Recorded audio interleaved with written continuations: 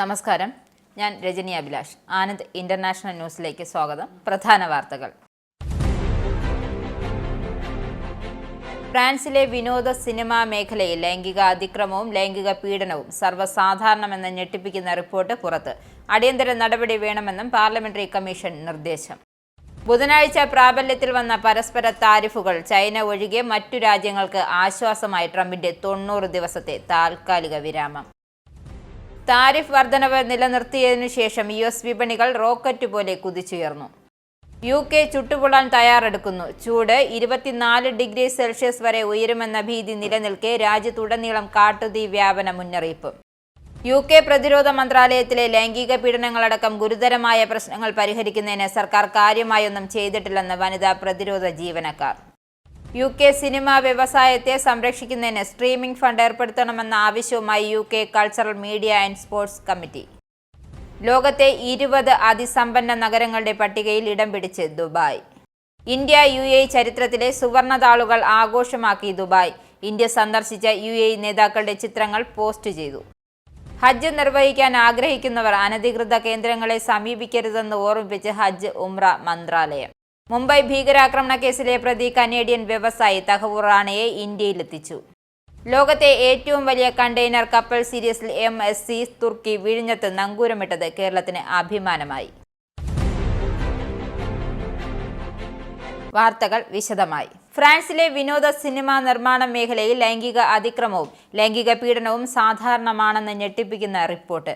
രാജ്യത്തെ മീറ്റു പ്രസ്ഥാനം ശക്തമായി ഉണ്ടായിരുന്നിട്ടും സ്ത്രീകളും കുട്ടികളും ഇപ്പോഴും പതിവായി ലൈംഗിക അതിക്രമങ്ങൾക്ക് ഇരയാകപ്പെടുന്നുണ്ടെന്നും വിനോദ മേഖലയിലെ ലൈംഗിക അതിക്രമങ്ങളെക്കുറിച്ചുള്ള പാർലമെന്ററി കമ്മീഷന്റെ അന്തിമ റിപ്പോർട്ട് കണ്ടെത്തി. TV, സിനിമ മുതൽ തിയേറ്റർ, റേഡിയോ, കോമഡി, പരസ്യം, റോക്ക്, ക്ലാസിക്കൽ സംഗീതം വരെയുള്ള ഫ്രഞ്ച് സംസ്കാരത്തിന്റെയും വിനോദ വ്യവസായത്തിന്റെയും എല്ലാ മേഖലകളിലും ലൈംഗിക അതിക്രമം, പീഡനം, ഭീഷണിപ്പെടുത്തൽ എന്നിവ പ്രാദേശികവും സ്ഥിരവും എന്ന് green MP Sandria റൂസോയും central list നേതാവ് എർവാൻ ബാനൽറ്റും കണ്ടെത്തി.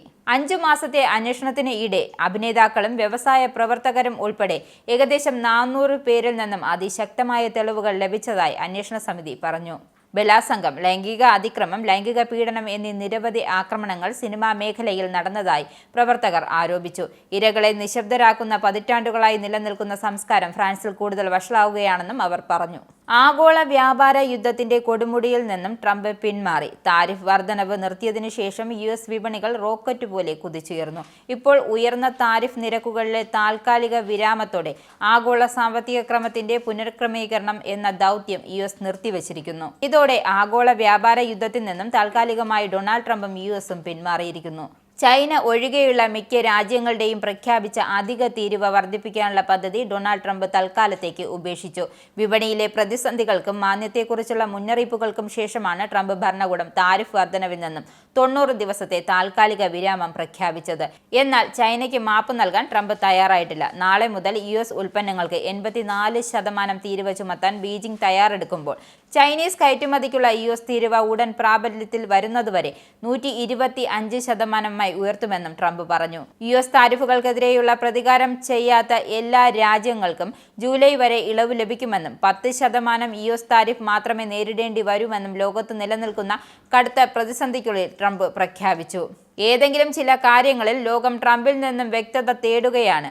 ഉയർന്ന താരിഫുകളിൽ ഇളവ് യൂറോപ്യൻ യൂണിയന് ബാധകമായിരുന്നു. യഥാർത്ഥത്തിൽ 10% അടിസ്ഥാന താരിഫുകൾ ഒഴിവാക്കിയിരുന്ന മെക്സിക്കോയും കാനഡയും ഇപ്പോൾ എങ്ങനെയെങ്കിലും ഉൾപ്പെടുത്തിയോ, പ്രത്യേക മേഖലകളെ ലക്ഷ്യം വെച്ചുള്ള താരിഫുകൾ ബാധിച്ചോ എന്നിവയാണ് വരും ദിവസങ്ങൾ വ്യക്തമാകുമെന്ന് പ്രതീക്ഷിക്കുന്ന ചില ചോദ്യങ്ങൾ. ബുധനാഴ്ച പ്രാബല്യത്തിൽ വന്ന പരസ്പര താരിഫുകൾ ചൈനയ്ക്ക് ഒഴികെ 90 ദിവസത്തെ താൽക്കാലിക വിരാമം പ്രസിഡന്റ് ഡൊണാൾഡ് ട്രംപ് പ്രഖ്യാപിച്ചതിനെ തുടർന്ന് US ഓഹരികൾ കുതിച്ചുയർന്നു. ട്രംപിന്റെ ശിക്ഷാ താരിഫുകളോടുള്ള സമീപനത്തിൽ മാറ്റം വരുത്തുമോ എന്നതിന്റെ സൂചന തേടി വാൾസ്ട്രീറ്റ് ആകാംക്ഷയിലായിരുന്നു.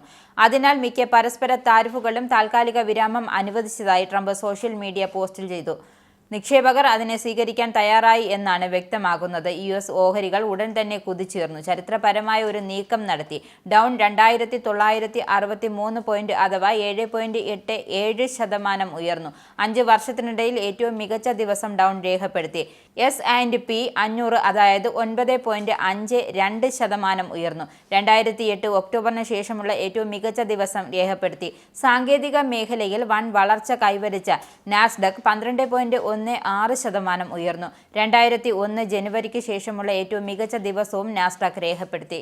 UK-യിൽ ചൂടുള്ള കാലാവസ്ഥ 24 ഡിഗ്രി സെൽഷ്യസ് വരെ ഉയരുമെന്ന ഭീതി നിലനിൽക്കെ രാജ്യത്ത് ഉടനീളം കാട്ടുതീ വ്യാപനം ഉണ്ടായേക്കാമെന്ന് ഫയർ സർവീസുകൾ മുന്നറിയിപ്പ് നൽകി.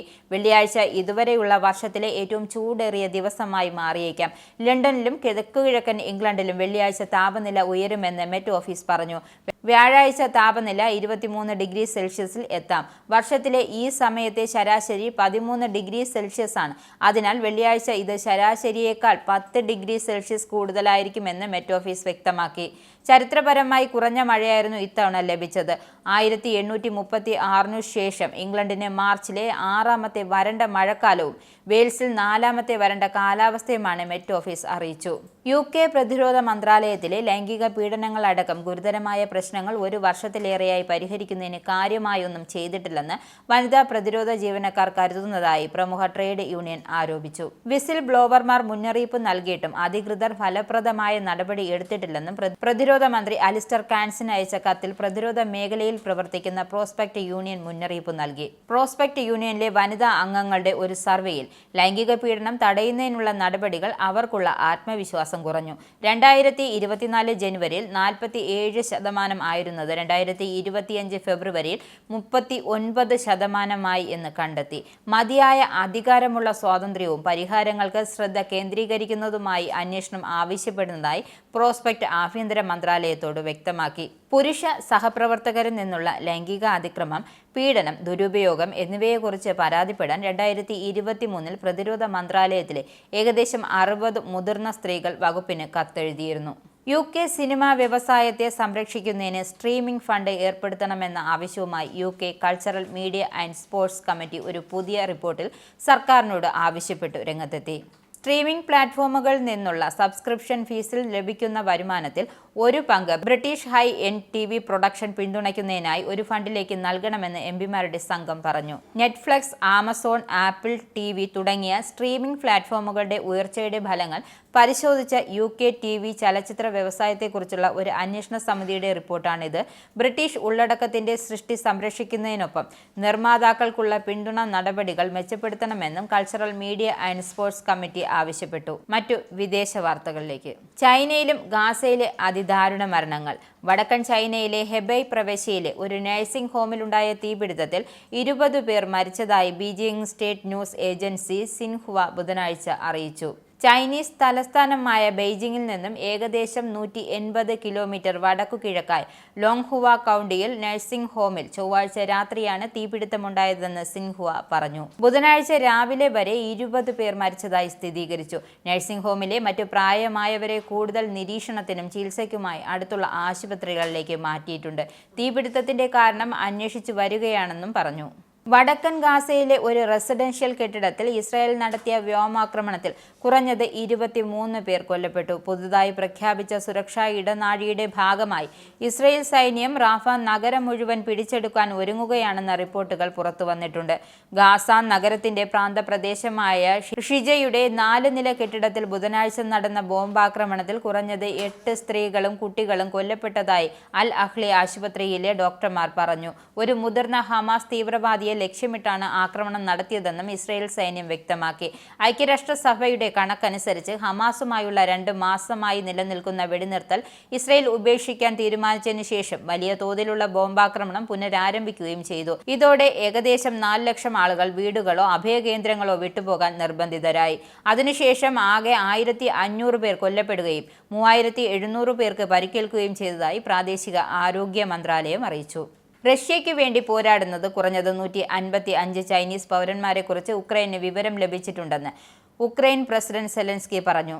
അവരെ റിക്രൂട്ട്മെന്റിൽ ബീജിംഗ് പ്രതികരിക്കുന്നില്ലെന്നും അവരെ തന്റെ രാജ്യത്തിന്റെ അധിനിവേശത്തിൽ പങ്കെടുക്കാൻ അനുവദിച്ചുവെന്നും അദ്ദേഹം ആരോപിച്ചു. ഇത് അർത്ഥമാക്കുന്നത് റഷ്യയ്ക്കൊപ്പം യുദ്ധത്തിൽ പ്രവേശിക്കാൻ ബീജിംഗ് ശ്രമിക്കുന്നുണ്ടെന്നും സെലൻസ്കി സൂചിപ്പിച്ചു. യുകെയിൽ തിരക്കേറിയ ജനവാസ കേന്ദ്രങ്ങളിൽ ഇനി പോലീസ് സംഘം ഇടയ്ക്കിടെ എത്തും. പോലീസ് പട്രോളിംഗ് ശക്തമാക്കി സംവിധാനത്തെ കൂടുതൽ ജനകീയമാക്കാൻ കെയർ സ്റ്റാമർ സർക്കാർ തയ്യാറെടുക്കുന്നു. ലേബറിന്റെ സമൂഹ കേന്ദ്രീകൃത നടപടികളുടെ ഭാഗമായി തിരക്കേറിയ സമയങ്ങളിൽ എല്ലാ നൈബർഹുഡിലും കാൽനടയായി പോലീസ് ഉദ്യോഗസ്ഥർ പട്രോളിംഗ് നടത്തും. ഇംഗ്ലണ്ടിലെയും വെയിൽസിലെയും ഓരോ അയൽപക്കത്തിനും ഉത്തരവാദിത്വമുള്ള ഒരു സ്പെഷ്യലിസ്റ്റ് നൈബർഹുഡ് പോലീസ് ഉദ്യോഗസ്ഥനെ നൽകുമെന്നും പ്രധാനമന്ത്രി അറിയിച്ചിട്ടുണ്ട്. 2029ഓടെ 13,000 ഉദ്യോഗസ്ഥരെ അയൽപക്ക പോലീസിംഗ് റോളിൽ ഉൾപ്പെടുത്തുവാനുള്ള പദ്ധതികൾ കൊണ്ടുവരാൻ ഒരുങ്ങുകയാണ് സ്റ്റാമർ. കമ്മ്യൂണിറ്റി പോലീസിംഗിൽ ആത്മവിശ്വാസം പുനഃസ്ഥാപിക്കുന്നതിനുള്ള സർക്കാരിന്റെ വാഗ്ദാനങ്ങൾ പാലിക്കുന്നതിനായി ജൂലൈ മാസത്തോടെ പദ്ധതികൾ നടപ്പിലാക്കുമെന്നും പ്രതീക്ഷിക്കുന്നു. മെയ് ദിനത്തിൽ തദ്ദേശ സ്വയംഭരണ തിരഞ്ഞെടുപ്പുകൾ നേരിടാൻ തയ്യാറെടുക്കുമ്പോൾ ഇംഗ്ലണ്ടിലെ പാർട്ടി കൗൺസിലർമാർ പ്രചാരണത്തിനായി പുതിയ നയങ്ങൾ വാഗ്ദാനം ചെയ്യാൻ ലേബർ നേതൃത്വം സമ്മർദ്ദത്തിലാണ്. ഡൊണാൾഡ് ട്രംപിന്റെ വ്യാപകമായ താരിഫുകൾ ആഗോള വളർച്ചയെ അപകടത്തിലാക്കിയിട്ടുണ്ടെന്ന് ബാങ്ക് ഓഫ് ഇംഗ്ലണ്ട് മുന്നറിയിപ്പ്. ഇത് സർക്കാർ ധനസഹായത്തിൽ സമ്മർദ്ദം ചെലുത്തുകയും സാമ്പത്തിക വ്യവസ്ഥയിൽ കടുത്ത ആഘാതങ്ങൾ ഉണ്ടാക്കാനുള്ള സാധ്യത വർദ്ധിപ്പിക്കുകയും ചെയ്യുമെന്നും വിലയിരുത്തുന്നുണ്ട്. ബാങ്കിന്റെ ആഗോള അപകട സാധ്യത അന്തരീക്ഷം വഷളായതും അനിശ്ചിതത്വം രൂക്ഷമായതായും ബാങ്കിന്റെ സാമ്പത്തിക നയസമിതി പറഞ്ഞു. US താരിഫ് പ്രഖ്യാപനങ്ങൾ ആഗോള വളർച്ചയ്ക്കുള്ള അപകട സാധ്യതകൾ ഗണ്യമായ വർധനവിനും പണപ്പെരുപ്പ നിലവാരത്തിനും കാരണമായി. കഴിഞ്ഞ 5 വർഷത്തിനിടെ ആന്തരിക പിശക് മൂലം യാത്രാ പദ്ധതിയിൽ മാറ്റം വരുത്തി ഫീസ് വർദ്ധിപ്പിച്ചതിന് പിന്നാലെ വിർജിൻ ഓസ്ട്രേലിയൻ എയർലൈൻ 60,000-ലധികം യാത്രക്കാർക്ക് റീഫണ്ട് വാഗ്ദാനം ചെയ്തു. 2020 ഏപ്രിൽ 21-നും ഈ വർഷം മാർച്ച് 31-നും ഇടയിൽ ബുക്കിംഗുകൾ മാറ്റം വരുത്തുന്ന ഉപഭോക്താക്കളിൽ നിന്നും തെറ്റായ ഫീസ് ഈടാക്കിയതിനെ തുടർന്ന് റീഫണ്ടിൽ അർഹരായ യാത്രക്കാരെ അറിയിക്കാൻ എയർലൈൻ യാത്രാ പദ്ധതി മാറ്റ ക്ലെയിം പ്രോഗ്രാം ആരംഭിച്ചു. കമ്പനി അടുത്തിടെ ഈ പ്രശ്നം കണ്ടെത്തി ഒരു ആഭ്യന്തര അന്വേഷണം ആരംഭിച്ചതായി വിർജിൻ ഓസ്ട്രേലിയ വക്താവ് പറഞ്ഞു. ഏകദേശം 61,000 ഉപഭോക്താക്കൾക്ക് 5 വർഷത്തെ എല്ലാ ബുക്കിംഗുകളുടെയും ഏകദേശം 0.1% തെറ്റായ നിരക്കുകൾ ചുമത്തിയതായും കണ്ടെത്തി. ഫ്രെഡറിക് മെർസിന്റെ നേതൃത്വത്തിൽ ഒരു പുതിയ ശക്തവും ഫലപ്രദവുമായ ഗവൺമെന്റ് രൂപീകരിക്കുമെന്ന് വാഗ്ദാനം ചെയ്ത് മധ്യ ഇടതുപക്ഷ സോഷ്യൽ ഡെമോക്രാറ്റുകളുമായി ജർമ്മൻ യാഥാസ്ഥികർ ഒരു സഖ്യകരാർ പ്രഖ്യാപിച്ചു. പുതിയ സഖ്യത്തിന് കീഴിൽ ശക്തവും ഫലപ്രദവുമായ ഗവൺമെന്റ് എന്നതിന്റെ വ്യക്തമായ സൂചന ജർമ്മൻ നൽകുമെന്നും മെർസ് പറഞ്ഞു. സഖ്യത്തിന് ശക്തമായ ഒരു പദ്ധതി ഉണ്ടെന്ന് ബെർലിൻ വാർത്താ സമ്മേളനം നടത്തി മെർസ് പറഞ്ഞു.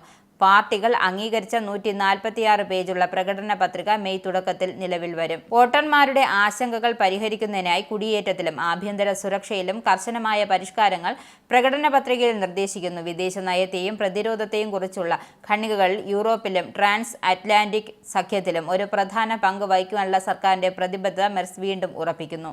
UK സർക്കാരിന്റെ നിരോധിത ഭീകര സംഘടനകളുടെ പട്ടികയിൽ നിന്നും തങ്ങളെ നീക്കം ചെയ്യണമെന്നാവശ്യപ്പെട്ടുകൊണ്ട് പലസ്തീൻ ഇസ്ലാമിക സംഘടനയായ ഹമാസ് UK സർക്കാരിന് ഒരു നിയമപരമായ അഭ്യർത്ഥന സമർപ്പിച്ചു. തങ്ങൾ ഒരു തീവ്രവാദ സംഘടനയല്ലെന്നും പലസ്തീനെ സ്വതന്ത്രമാക്കുകയും സയനിസ്റ്റ് പദ്ധതിയെ നേരിടുകയും ചെയ്യണം എന്ന ലക്ഷ്യത്തോടെയുള്ള ഒരു പലസ്തീൻ ഇസ്ലാമിക വിമോചന പ്രതിരോധ പ്രസ്ഥാനമാണെന്നും UK ആഭ്യന്തര സെക്രട്ടറി എവറ്റ് കൂപ്പറിന് മുമ്പാകെ ഹമാസ് വാദിക്കുന്നു. ഹമാസിനെ നിരോധിക്കാനുള്ള ബ്രിട്ടീഷ് സർക്കാരിന്റെ തീരുമാനം അന്യായമാണ്. തങ്ങളുടെ ജനങ്ങളുടെ വംശഹത്യക്കെതിരെ ഹമാസ് തുടർച്ചയായി പ്രതികരിക്കുന്നുണ്ടെങ്കിലും ബ്രിട്ടന് ഹമാസ് ഒരു ഭീഷണിയും ഉയർത്തിയിട്ടില്ല എന്നും ഹമാസ് പറഞ്ഞു. 2023 ഒക്ടോബർ 7-ന് തെക്കൻ ഇസ്രായേൽ 1200-ലധികം പേർ കൊല്ലപ്പെടുകയും 250 പേരെ ബന്ദികളാക്കുകയും ചെയ്ത ആക്രമണം നടത്തിയതേ തുടർന്നാണ് ഹമാസ് UKയുടെ ഹിറ്റ് ലിസ്റ്റിൽ പെട്ടത്. ചൊവ്വാഴ്ച ഡൊമിനിക്കയിലെ ജെറ്റ് സെറ്റ് ക്ലബിൽ നടന്ന സംഭവത്തിൽ മരണമടഞ്ഞവരുടെ എണ്ണം 124ആയി. 150-ലധികം പേർക്ക് പരിക്കേൽക്കുകയും ചെയ്തതായി അധികൃതർ വ്യക്തമാക്കി. അവശിഷ്ടങ്ങൾക്കിടയിൽ നിന്നും രക്ഷപ്പെട്ടവരെ കണ്ടെത്താൻ ശ്രമങ്ങൾ തുടരുകയാണെന്നും അടിയന്തര പ്രവർത്തനങ്ങളുടെ തലവൻ ജുവാൻ മാനുവൽ മെൻഡൻസ് കണക്കാക്കി. മെറൻഗു ഗായകൻ റൂബി പെരേസിന്റെ സംഗീത പരിപാടിയിൽ പങ്കെടുക്കാനെത്തിയ പ്രാദേശിക ഗവർണർ അടക്കം 100 കണക്കിന് അതിഥികൾക്കാണ് ജീവൻ നഷ്ടപ്പെട്ടത്. ലോകത്തെ 20 അതിസമ്പന്ന നഗരങ്ങളുടെ പട്ടികയിൽ ദുബായ് ഇടം പിടിച്ചു. 20 ശതകോടീശ്വരന്മാർ ഉൾപ്പെടെയുള്ള 81,200 കോടീശ്വരന്മാരുടെ സാന്നിധ്യമാണ് പട്ടികയിൽ ഇടം നേടാൻ ദുബായിക്ക് കരുത്തായത്. ന്യൂ വേൾഡ് വെൽത്തുമായി സഹകരിച്ച് ഹെൻലി ആൻഡ് പാർട്ട്നേഴ്സ് പുറത്തിറക്കിയ ലോകത്തിലെ ഏറ്റവും സമ്പന്ന നഗരങ്ങളുടെ പട്ടികയിൽ 18-ാം സ്ഥാനത്താണ് ദുബായ്. മുൻപുണ്ടായിരുന്നത് 21-ാം സ്ഥാനത്തായിരുന്നു. ഇന്ത്യ-UAE ചരിത്രത്തിലെ സുവർണ താളുകളിൽ ആഘോഷമാക്കി ദുബായ്.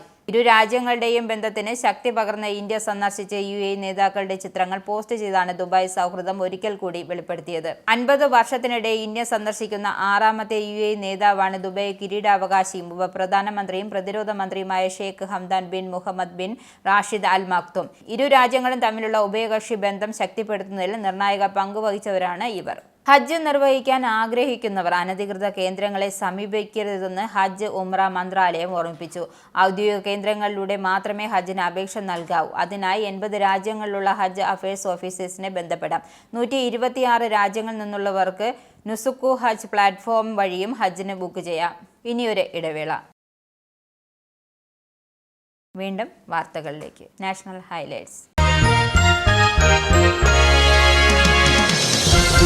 മുംബൈ ഭീകരാക്രമണ കേസിലെ പ്രതി പാകിസ്ഥാൻ വംശജനായ കനേഡിയൻ വ്യവസായി തഹവൂർ റാണയെ ഇന്ത്യയിലെത്തിച്ചു. വ്യോമസേനയുടെ പ്രത്യേക വിമാനത്തിലാണ് US-ൽ നിന്നും ഇന്ത്യയിലെത്തിച്ചത്. ഇന്ത്യയിലെത്തിയ റാണയെ ദേശീയ അന്വേഷണ ഏജൻസി അറസ്റ്റ് ചെയ്തു. തുടർന്ന് അദ്ദേഹത്തെ ഡൽഹി കോടതിയിൽ ഹാജരാക്കിയതിനു ശേഷം മുംബൈയിലേക്ക് കൊണ്ടുപോകും. NIA ഓഫീസിലേക്കുള്ള യാത്ര അതീവ രഹസ്യമായിരിക്കും. റാണയ്ക്ക് കമാൻഡോ സുരക്ഷ ഉറപ്പാക്കിയിട്ടുണ്ട്.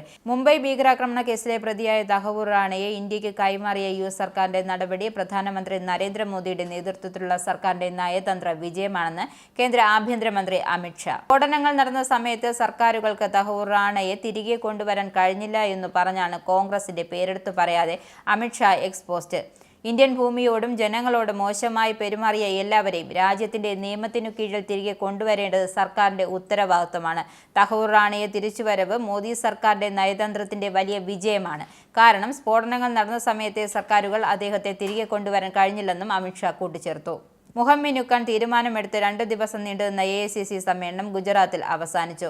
മഹാത്മാഗാന്ധിയുടെ ആശയദൃഢതയും സർദാർ വല്ലഭായ് പട്ടേലിന്റെ പ്രായോഗിക ശൗര്യവും ഒത്തിണങ്ങിയ പുതിയ കോൺഗ്രസിനെ കെട്ടിപ്പടുക്കുമെന്ന അഹമ്മദാബാദിൽ നടന്ന AICC സമ്മേളനത്തിലെ പ്രധാന പ്രഖ്യാപനം. സബർമതി തീരത്ത് നടന്ന സമ്മേളനത്തിൽ 1700-ലധികം നേതാക്കളാണ് പങ്കെടുത്തത്.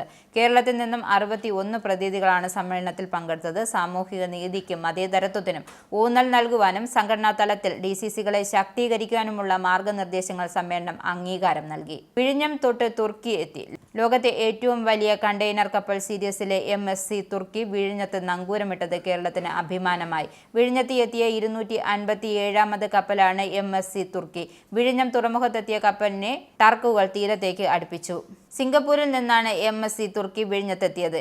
ഇവിടെ ചരക്ക് ഇറക്കിയ ശേഷം ഖാനയിലേക്കാവും പോവുക.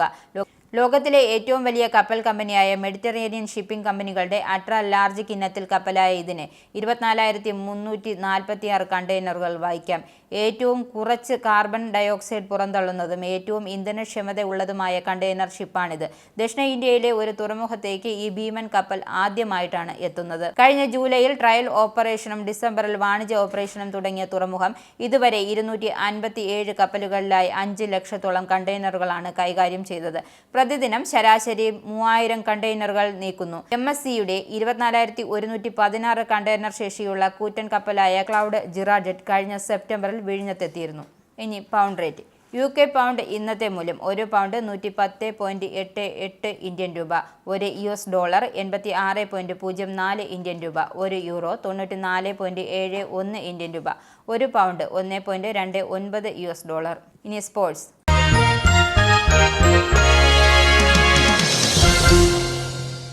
IPL ഗുജറാത്ത് ടൈറ്റൻസിനെതിരായ കനത്ത തോൽവിക്ക് പിന്നാലെ രാജസ്ഥാൻ റോയൽസിന് വീണ്ടും തിരിച്ചടി. ടീം നായകൻ സഞ്ജു സാംസൺ ഉൾപ്പെടെ എല്ലാ താരങ്ങൾക്കും കുറഞ്ഞ ഓവർ നിരക്കിന് BCCI പിഴ ചുമത്തി. സഞ്ജു സാംസന് 24 ലക്ഷം രൂപയാണ് പിഴ ചുമത്തിയിരിക്കുന്നത്. കൂടാതെ പ്ലേയിങ് ഓഫ് 11-ലെ മറ്റ് കളിക്കാർക്ക് 6 ലക്ഷം രൂപയോ അല്ലെങ്കിൽ മാച്ച് ഫീയുടെ 25% പിഴയായി നൽകണം. ടീമിലെ ഇമ്പാക്ട് പ്ലെയർക്ക് ഫൈൻ ബാധകമാണ്. IPL സീസണിലെ ഇത് 2ാം തവണയാണ് കുറഞ്ഞ ഓവർ നിരക്കിന് രാജസ്ഥാൻ റോയൽസ് ശിക്ഷിക്കപ്പെടുന്നത്. പ്രധാന വാർത്തകൾ ഒരിക്കൽ കൂടി.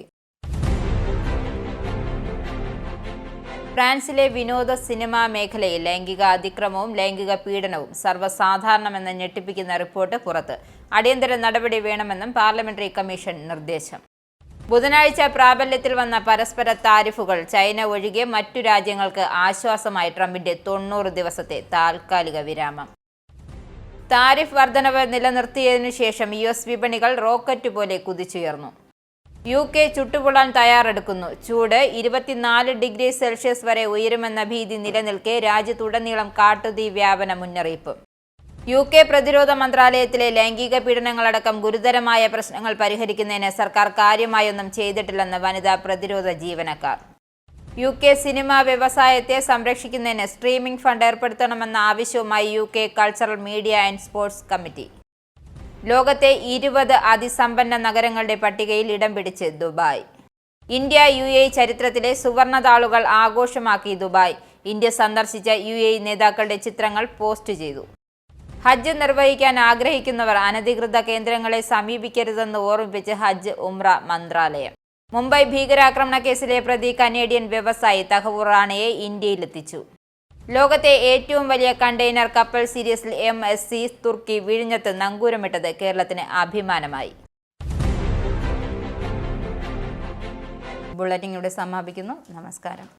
നിങ്ങൾക്കും ആനന്ദ മീഡിയയുടെ പ്രേക്ഷകരിൽ ഒരാളാകണ്ടേ?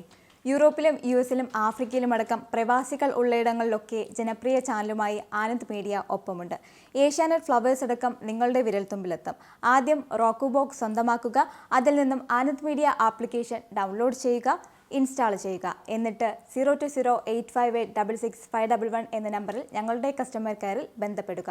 അല്ലെങ്കിൽ +91 735 660 3747 എന്ന നമ്പറിൽ വാട്സപ്പ് ചെയ്യുക. ആനന്ദ് മീഡിയയുടെ സേവനങ്ങൾ സ്വന്തമാക്കുക. മറ്റു ചാനലുകൾക്കൊപ്പം ആനന്ദ് TVയും എൻജോയ് ചെയ്യുക.